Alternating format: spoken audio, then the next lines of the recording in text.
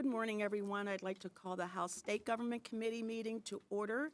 I will ask Ms. Sonia if you'll please take the roll. Here.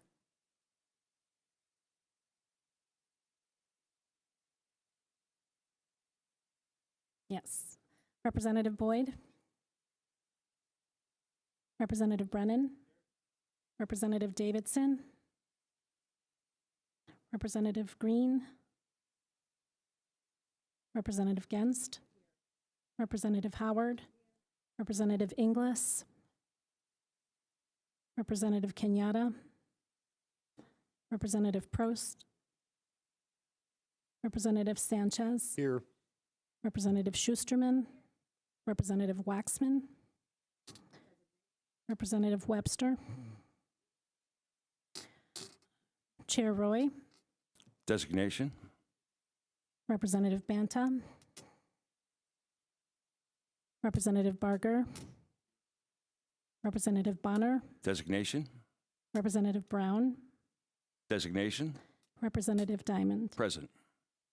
Representative Fink? Designation. Representative Kozak? Representative Shalaba? Designation. Representative Schaefer? Representative Walsh? Representative Weeknecht? We have a quorum. Thank you. Having established the presence of a quorum, the committee is in order to proceed with business.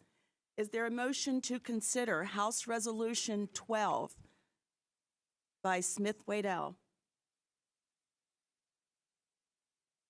Okay. We have a first. Is there a second? Okay. It has been moved and seconded that we proceed with House Resolution 12. Nick, would you please give us? House Resolution 12 recognizes the month of February 2025 as Black History Month here in Pennsylvania.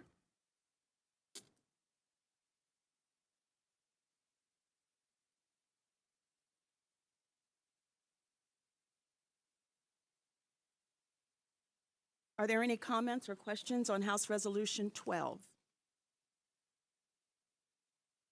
Hearing none, I will ask for you to call the roll, please. Chairwoman Hill Evans? Yes. Representative Boyd? Representative Brennan? Representative Davidson? Designation? Representative Green?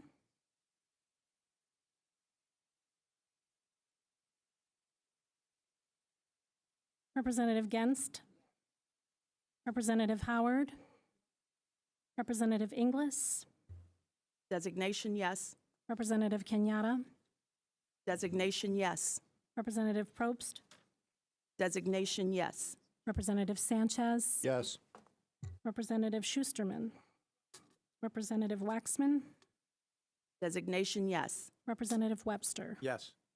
Chair Roy? Designation, yes. Representative Banta? Representative Barger? Representative Bonner? Representative Brown? Designation, yes. Representative Diamond? Yes. Representative Fink? Designation, no. Representative Kozak? Representative Shalaba? All right, just got in here. No, thank you. Representative Schaefer? Representative Walsh? Representative Weeknecht? Okay, the motion's passed. Thank you.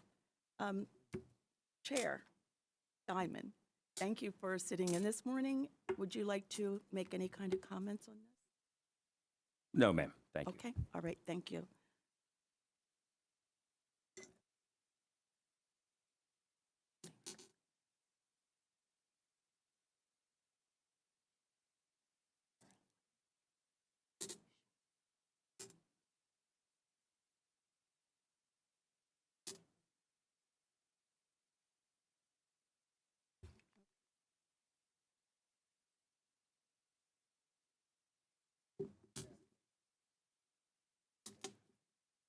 All right, I would like to acknowledge that we have been joined by the following representatives: Green, Boyd, Shalaba, Inglis, Probst, Brown, Bonner,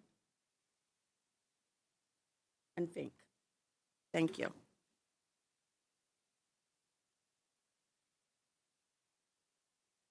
Okay, next on our agenda is House Resolution 22 by Representative Solomon. Is there a motion to bring this up for discussion? Okay, thank you. Is there a second? Okay, it has been moved and seconded that we bring this up for discussion. In the absence of Representative Solomon, and I just want to acknowledge that as a result of the accident that happened, the tragedy in Philadelphia, Representative Solomon is unable to be with us today. We do have Representative Marcel that would like to speak on behalf of Representative Solomon on HR 22. And our thoughts and prayers go to all of the victims and the families. Have the mic. Thank you very much for having me today, and I appreciate the opportunity to work with a good gentleman from Philadelphia on this resolution and some other related legislation. And I'm just honored to be here today. Obviously, very sad about the tragedy, and glad that he could be in his district for it. So today, I'm talking about designating January 27th. 2025 as International Holocaust Remembrance Day in Pennsylvania. Between 1933 and 1945, nearly 17 million people tragically lost their lives in the Holocaust. Over 6 million of those victims were Jewish men, women, and children, making up 2/3 of Europe's Jewish population. In recognition of the liberation of the largest and deadliest of the Nazi concentration camps on January 27th, 1945, this date was designated as International Holocaust Remembrance Day. Studies have shown that a growing number of Americans lack a basic understanding of the Holocaust and the events that led to it.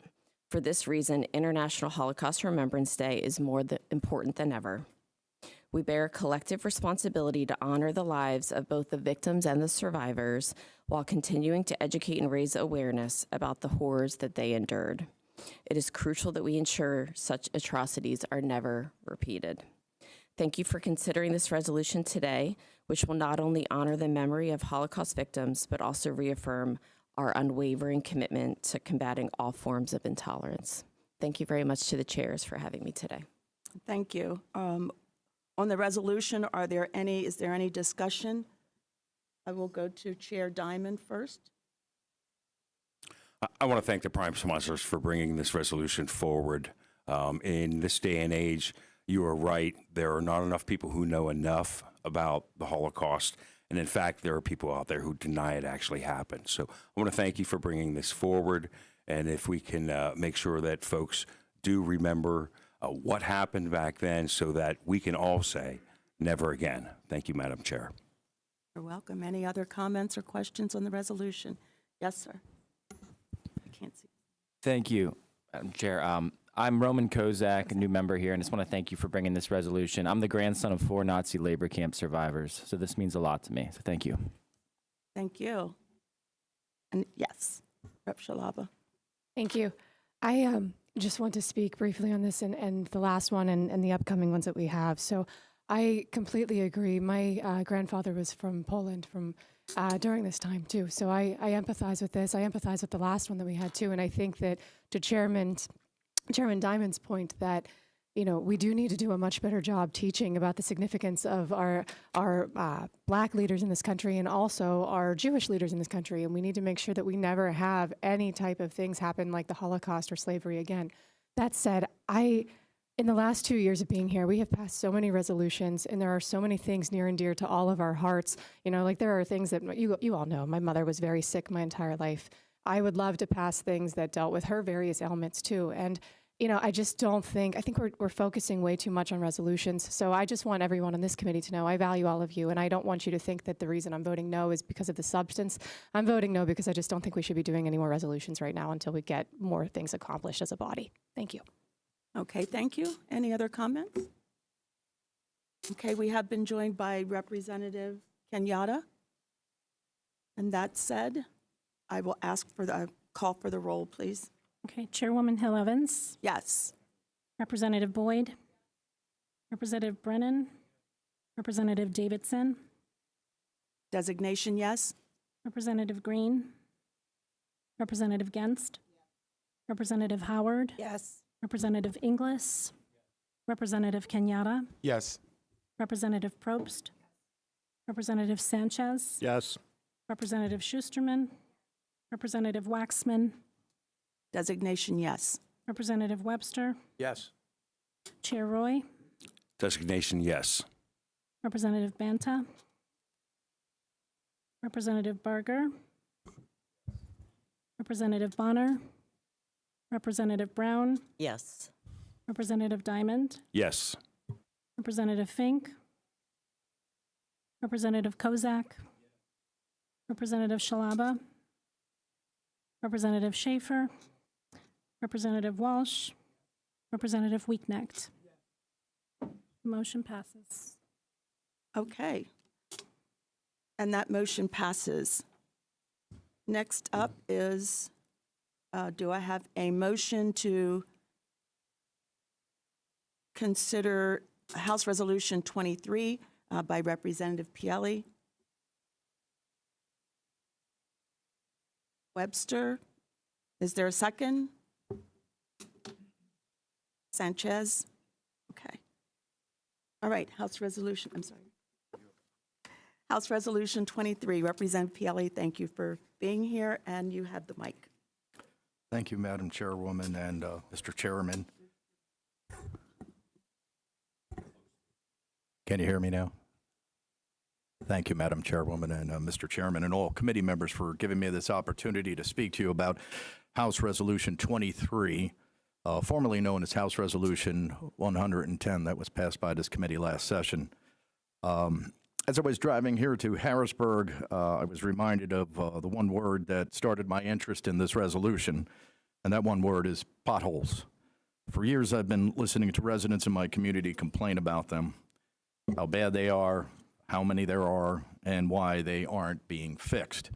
A few years back, I got a call from my wife in the morning, and she was stranded on Route 202, which is a major highway running through our district and Chester County, going all the way down to Delaware County. I quickly drove down there to help. The pothole she hit was enormous. A week later, I got another call from my wife, the same area, with another blown-out tire and another trip down the same road for an opportunity to play pit crew in the morning rush hour traffic. The nearby store owner invited my wife to stay while I was coming down there, and she was told that she was one of 6 cars that week that he knew of that recently blew out their tires on that same pothole. I was a township supervisor at the time in West Goshen Township, and my wife asked me, like many other constituents, was there something that I could do about this? And I went on to explain to her that we maintained the township roads, but 202 was a state road. Not long after that, I had a meeting with my 2 local representatives and our local PennDOT representative, District 6. When I made the complaint and asked the PennDOT folks why they couldn't do a better job and why things were so bad, the gentleman answered my question with a question. How much do you pay your township road crews? I told him. What benefits do you provide them? Told him that. What is your retention rate? And we told him that. Also, he then went on to inform me how considerably less the benefits and the pay they were giving to their PennDOT workers, and how hard it was for him to retain and to recruit people, and how, in fact, we actually recruited 2 of his past employees working for our township crew.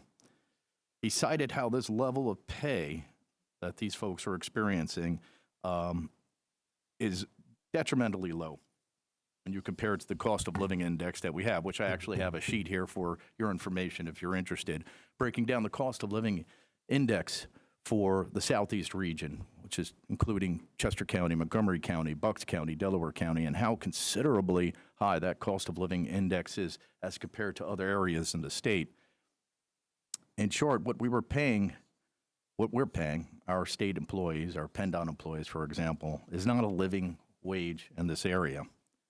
And although I use my region as an example, there are other cost of living regional disparities throughout our state. And I also want to remind folks that this isn't just a Southeast-centric bill. Our economy, the revenue we generate, the goods we manufacture, and we ship in and out of our region is important for the entire state and for our entire state economy. If we don't have good roads coming out of Chester County, Bucks County, Montgomery County, a major hub of development and manufacturing, it is going to affect the rest of our state. So this just isn't a Southeast region-centric type of idea. Although I use my region as an example, as I said, I want people to keep that in mind. Our approach has not been uniform but piecemeal. For example, PennDOT may have negotiated increases to some area employees, but it's not enough to maintain and recruit staff that will address the very important and potentially dangerous situations and staff shortages. To attract and retain the best talent, our wages must be competitive. And we look to other states like New York and California and even our federal government. It just makes common sense. The cost of living, for example, for a federal employee in Topeka, Kansas, isn't going to be the same as Midtown Manhattan. And so the federal government has those cost of living increases in their pay. For this reason, I'm introducing this resolution to provide us with more information on how best we can make wages for state government employees competitive. Specifically, this resolution will direct the Legislative Budget and Finance Committee to study and make recommendations on implementing location-based pay for state government employees and its effects. Specifically, it will have information on the cost of living by county and metropolitan areas in Pennsylvania, the impact that uniform state wages have on hiring and retention of employees, different methods of implementing location-based pay in Pennsylvania, including by metropolitan area, by county, and by other geographical areas if useful, the fiscal impact of implementing location-based pay on the latest wage levels, and the recommendations of implementing location-based pay in Pennsylvania for state government employees. I thank you for your consideration on this bill. I have that information for you as far as the cost of living index, if you would so like. Thank you, Madam Chairwoman. Thank you. Are there any questions or comments on House Resolution 23? Chair Diamond, anything? Sure. Okay, right. I appreciate you bringing this forward. When you began your commentary, you talked about local government workers, but this addresses only state government workers. Is that correct? That is correct, Okay. Mr. Chairman. While I commend you for bringing this up, I think that, we direct the LBFC to do a lot of things, and they're tasked with doing a lot of things. And you've already suggested that the federal government already kind of does this, and I'm not sure why you just wouldn't go to introduce a bill to do this. The other fear I have is that the result of this is that rather than balancing it out salary-wise, what will end up happening here is that the salaries that exist now will be the floor, and then we'll go up from there, and we'll end up costing taxpayers more, rather than the salaries now being the average and some being dropped and some being so. So with those things in mind, I'm going to ask members to vote no on this. Thank you, Madam Chair. You're welcome. Before I forget, I would like to acknowledge that Chair Roy is joining us virtually. Chair Roy, we hope that you're feeling better soon and can join us for the next meeting. Thank you. Next, we have Representative Probst. Thank you for bringing this to this committee. I think that I want to be very clear. Whenever we complain about PennDOT, and Lord knows I think it's the biggest bureaucracy in this building, I call them the mob of Harrisburg, I want to say that it's never about their workers. It's never about the guys that are out doing the job. It's never about any of that, because they're doing their job. They have a directive. So I support them, and I support a better living wage.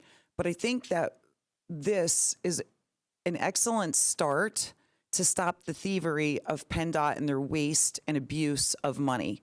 We could pay them more instead of spending $770 million on 3 miles through Monroe County. It's abuse, it's waste, And I would love to see something done like this so that we could pay workers the money they deserve instead of wasting it with PennDOT's ridiculous bureaucracy from the top of this building down to the District 5 and such. So I thank you for bringing this, and I'm definitely supporting it. Thank you. Any other comments, questions? Anyone else? Oh, okay. Rep. Brennan? Thank you, Madam Chair. Providing good roads is just a central part of our government, and cost of living has been a systematic challenge for us to do what state government is supposed to do, which is provide services. Representative Paoli, I think Chester County right now is 70% staffed. Bucks County was recently actually Chester County is lower than that right now. Bucks County was recently in that same boat. When we make decisions, we have to do it informed. And I can tell you, some of us are saying this in the Southeast right now, but this is a problem that's going to affect Lebanon, Lancaster, York area. It's going to affect the Pittsburgh suburbs. So this is going to give us information to understand the problem, and I think it's worth doing because we have a responsibility to our residents, provide good roads, good services, and we can't do that if we can't put people in those areas to do the work. So this is well worth looking at, and I encourage you all to vote yes. If I may, Madam Chairwoman, Yes. one of the reasons for this study, and I want to remind folks, this is a study to get these answers, to see if this is worthwhile.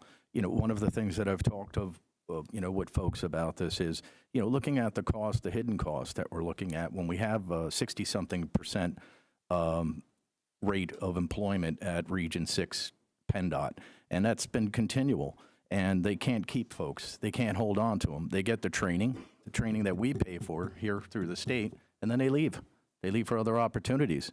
So we're serving as sort of a training ground, and then these folks turn around and they leave us. What's the cost to that, to our taxpayers?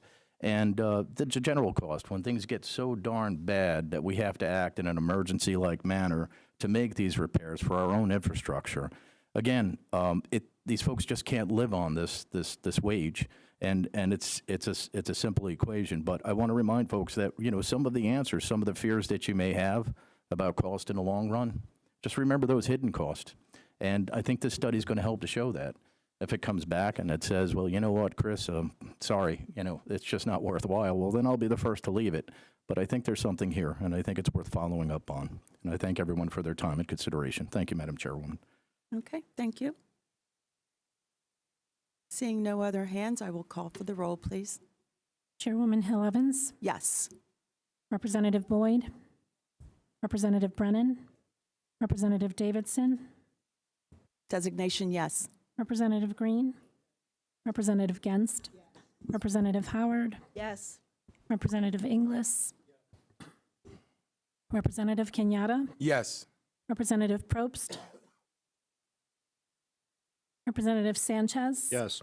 Representative Schusterman, Representative Waxman, Designation yes. Representative Webster, Yes.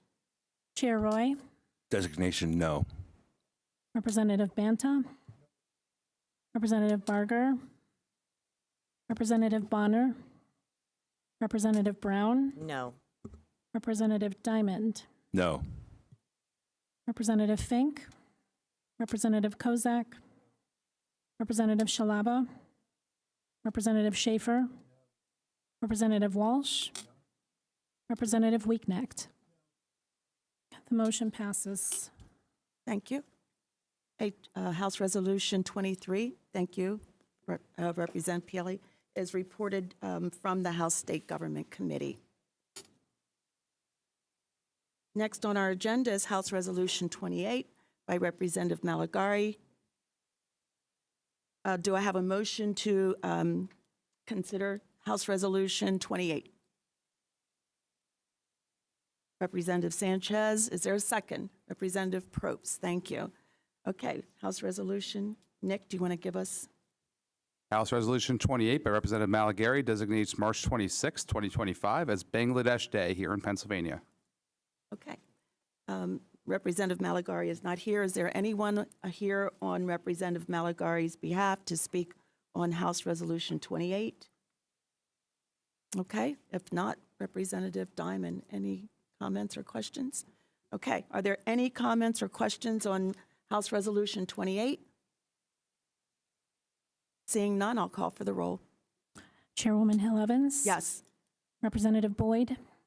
Representative Brennan? Representative Davidson? Designation, yes. Representative Green? Representative Genst? Representative Howard? Yes. Representative Inglis? Representative Kenyatta? Representative Probst? Representative Sanchez? Yes. Representative Schusterman? Representative Waxman? Designation, yes. Representative Webster? Yes. Chair Roy? Designation, yes. Representative Banta? Representative Barger? Representative Bonner? Representative Brown? Yes. Representative Diamond? Yes. Representative Fink? Representative Kozak? Representative Shalaba? Representative Schaefer? Representative Walsh? Representative Weeknecht? The motion passes. Thank you. House Resolution 28 passes out of the House State Government Committee. Do I have a motion to consider House Resolution 30 by Representative Mirsky? Okay, Representative Sanchez, second by Representative Webster. And we have with us this morning Representative Mirsky. You have the microphone, sir. Chairwoman Hill Evans, Chairman Rowe, members of the State Government Committee, thank you for your willingness to consider House Resolution 30. House Resolution 30 directs the Legislative Budget and Finance Committee to conduct a cost analysis study of an early retirement proposal for members of the State Employees Retirement System and the Public School Employees Retirement System who are 55 years of age or older and who have served at least 30 years of service. The last major study that analyzed the benefits and drawbacks of allowing early retirement for public pension holders was conducted nearly 20 years ago in 2006. As we all know, CSRS and PSRS are the largest public pension systems in the state, but they do not currently hold enough money to fully fund all of their members' pensions. Thus, I believe it's incumbent upon us to learn as much information as we can about whether an early retirement proposal would make sense for the Commonwealth. That's what HR 30 would do. It would simply give us additional data to possibly help us further address the existing public pension issue. I thank you for your time and respectfully ask for an affirmative vote. Thank you, sir. Are there any comments or questions? Representative Diamond. Thank you, Madam Chair. I do want to repeat my concerns about burdening the LBFC with more studies. We just throw a ton of work at these folks, and they're pretty bogged down. Also want to point out that currently, actually at last report, there were more than 2,100 teaching positions vacant in Pennsylvania, and further, 6,500 teachers were teaching on emergency certifications. Beyond that, 600 correctional officers positions were vacant as of January 2024. Anything to do with encouraging early retirement is going to only enhance those numbers. And then we look at the backside of that, the pension deficits right now. These pensions are $60 billion in the hole.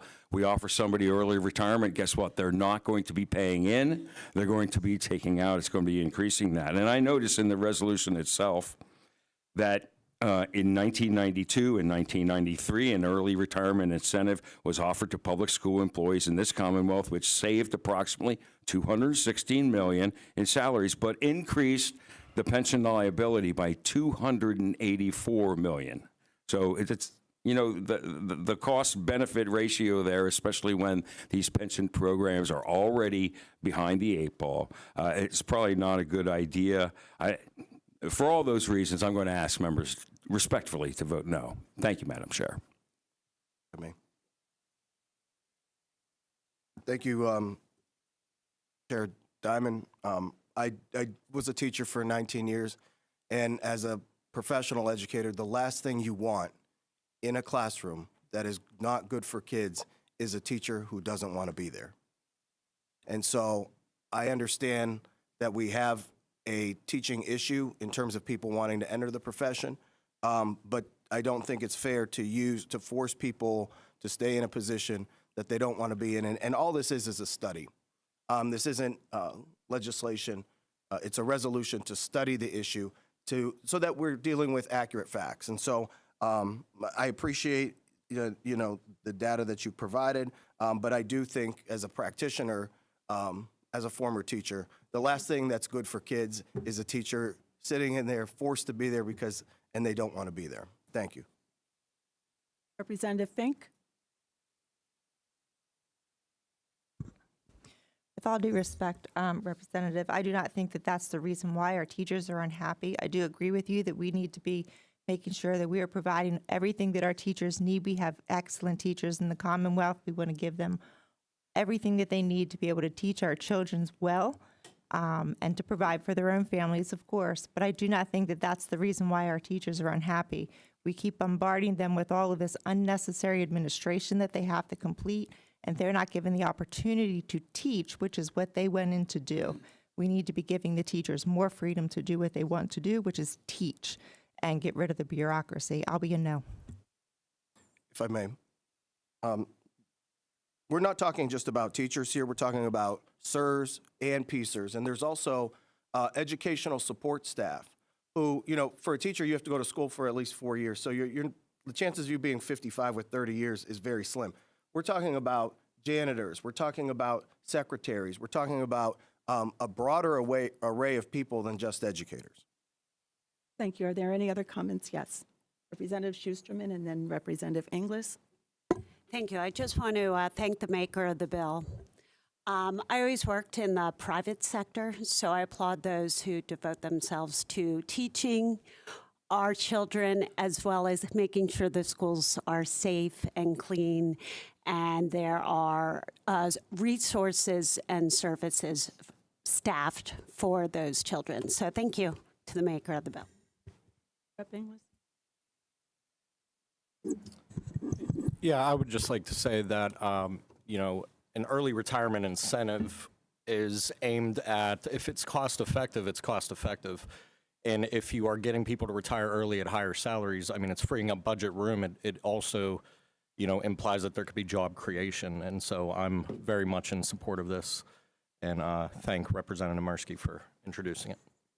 Thank you. Representative Barger? Thank you, Madam Chair. Forgive me, I'm new to this, and so if I ask simple questions, it's not because I intend to be disrespectful. But how much does this kind of cost analysis cost taxpayers? I mean, the LBFC is an existing standing body. The cost would be de minimis. I'm sorry, I didn't hear the last part. The cost would be de minimis. The LBFC is a standing body, and their only purpose is to do studies like this for us. So there is no cost to it? Essentially the cost has already been paid regardless of whether we have them do a new study or not. They're doing studies. This is just another study to add to the list, so the cost would be considered de minimis. How much time does it take? I mean, there's got to be a price tag that we can put on the number of hours, human hours that we're spending on a study. Give us a ballpark. I know that they're being paid regardless, and I can appreciate that. That's the nature of salary work, and I have no problem with that. But even for me as a representative, I have an idea of what I call cost taxpayers for hours, so I know how much this meeting is costing residents of my district. In general terms, just so I can wrap my head around it. As sure. Well, we give them 1 year to do the study. I don't know how many man hours that would require, but generally they've never been stretched so thin that they couldn't complete a study within the time that was given. They have sufficient staff to do that, and those standing staff are there regardless of whether they have any studies to perform or not. So. Well, perhaps we should do a cost analysis of doing the cost analysis. I'll keep an eye out for that resolution, sir. Thank you, sir. I appreciate your time. Okay, seeing no other comments, I'll ask to call for the roll, please. Chairwoman Hill Evans? Yes. Representative Boyd? Representative Brennan? Representative Davidson? Designation, yes. Representative Green? Representative Genst? Representative Howard? Yes. Representative Inglis? Representative Kenyatta? Representative Probst? Representative Sanchez? Yes. Representative Schusterman? Representative Waxman, Representative Webster, Yes. Chair Roy, Designation no. Representative Banta, No. Representative Barger, Representative Bonner, No. Representative Brown, No. Representative Diamond, No. Representative Fink, No. Representative Kozak, Representative Shalaba, Representative Schaefer, Representative Walsh, Representative Weeknecht. Motion passes. Okay, and House Resolution 30 by Representative Mirsky passes out of the House State Government Committee. Thank you for being with us this morning, Representative Mirsky. And next on our agenda is House Bill 0439 by Representative Mays, who joins us this morning. Is there a motion to consider House Bill 0439? I will introduce that, and second by Representative Kenyatta. Representative Mays, you have the microphone. Good morning, Chair Hill Evans. Good morning, Chair Roy, and members of the House State Government Committee. Every morning we get up, we get dressed, we groom ourselves. Hopefully we eat the most important meal of the day, and we generally get ready to start our day.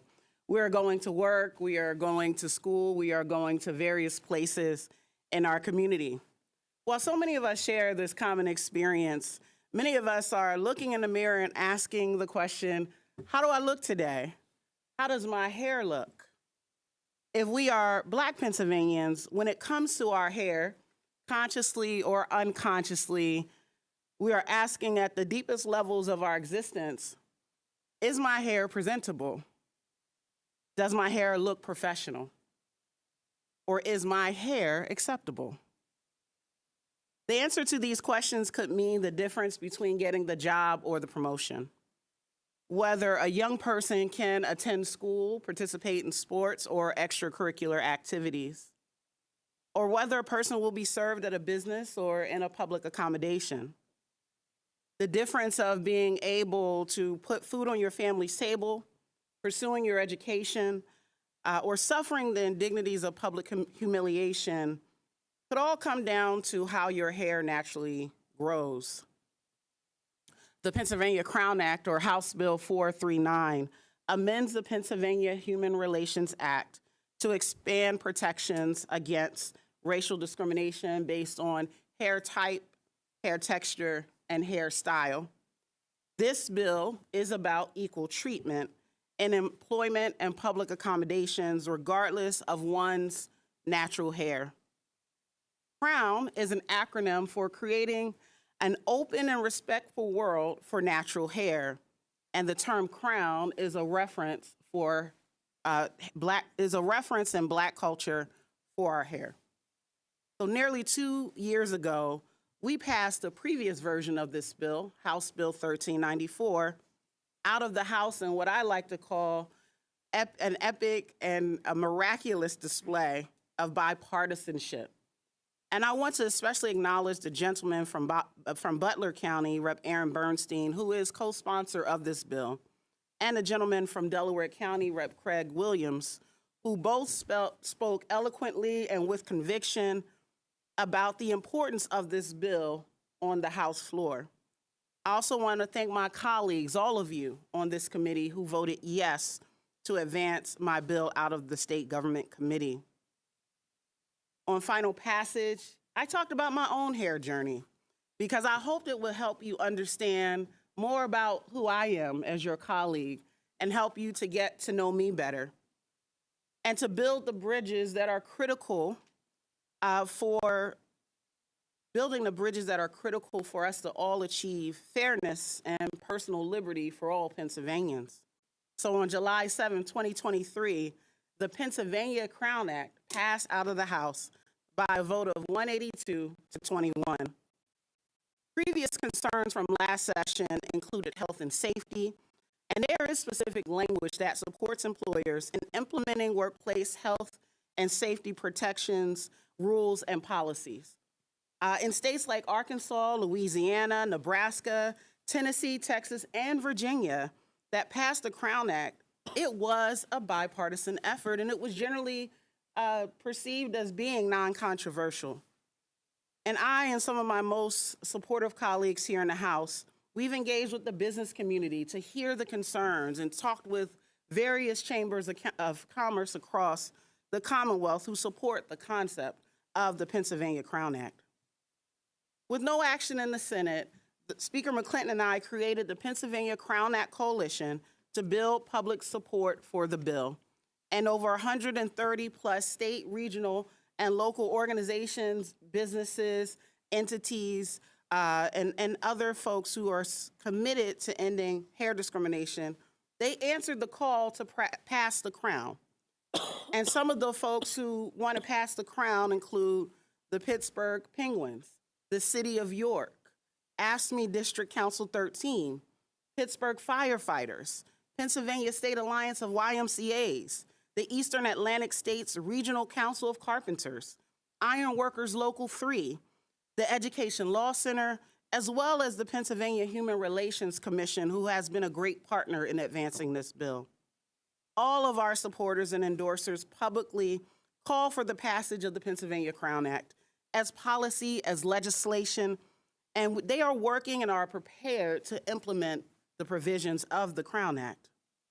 So I want to thank you all today. Thank you for voting yes last session, and I'm asking you to vote yes again. And today is our next important step in advancing the Crown Act. I believe that we can deliver a strong bipartisan bill that will make our Commonwealth the 28th state to pass the Crown Act, so we all have the freedom to wear our natural hair without fear of discrimination. Thank you, Madam Chair. Thank Chair, you, Chair Roy, Representative. Chair Diamond.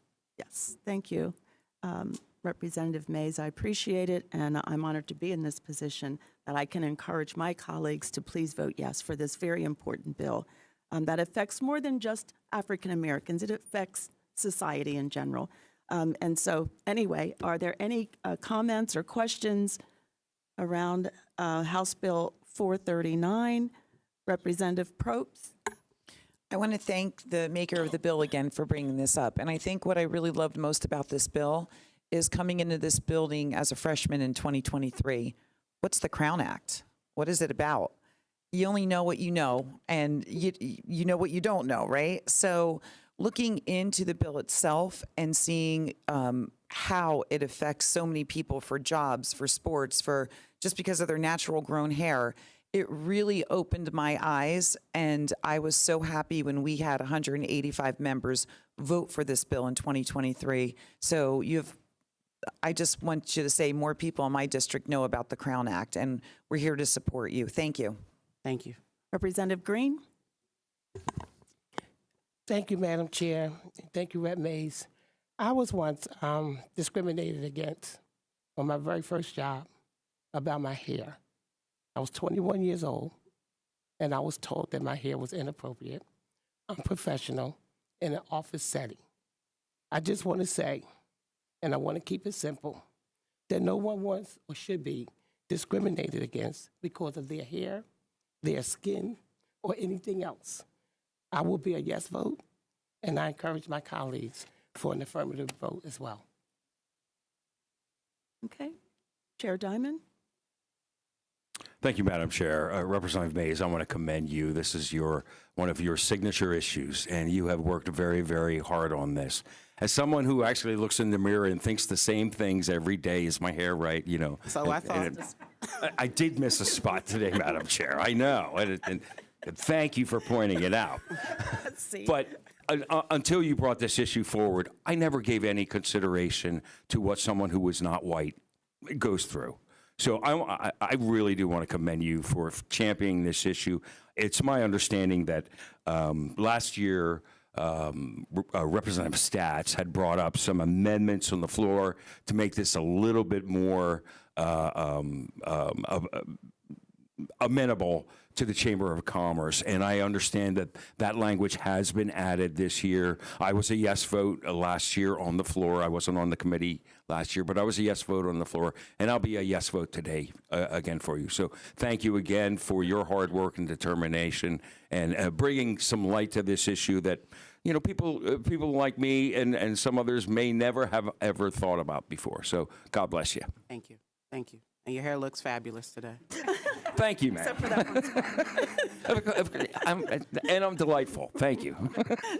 Seeing no other hands raised, I'll ask to call for the roll, please. Chairwoman Hill Evans. Yes. Representative Boyd. Representative Brennan.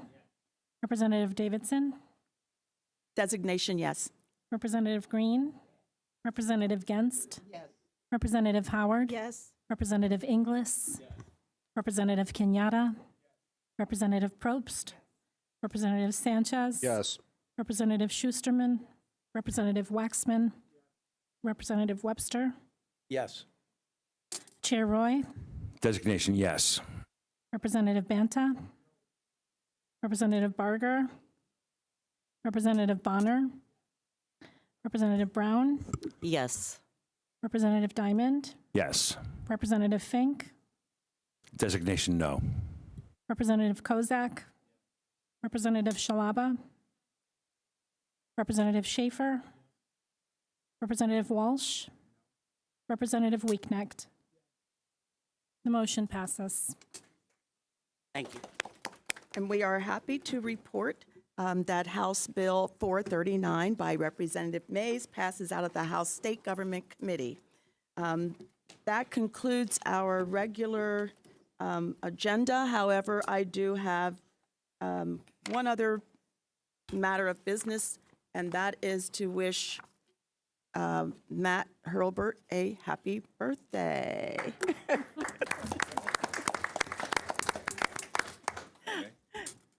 Yes. I have one more matter of business, too. Go Birds. Oh, dang. This meeting is adjourned.